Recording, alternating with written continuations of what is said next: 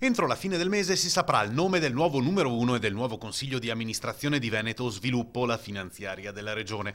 Un ruolo delicatissimo visto il compito che l'ente ha nell'ottica del rilancio economico e nel sostegno alle aziende del territorio. Per questo la capogruppo del PD in regione, Alessandra Moretti, chiede una particolare attenzione nella selezione dei curriculum, che non sia solo una decisione politica. Non è una questione di nomi, né tantomeno di appartenenze, ma noi riteniamo che la cosa importante sia quella di individuare figure di alto profilo con grandi competenze. C'è un rischio, secondo Alessandra Moretti, cioè quello di veder scappare i migliori manager, perché lo stipendio previsto da 3.000 euro mensili è troppo basso. Su questo dobbiamo essere attenti, perché ovviamente se vogliamo fare in modo che Veneto Sviluppo continui ad essere un'istituzione pubblica che traina, che sostiene davvero le imprese, dobbiamo anche mettervi a capo delle figure con grandi competenze che necessariamente hanno anche dei compensi giusti, non eccessivi ma sicuramente equilibrati.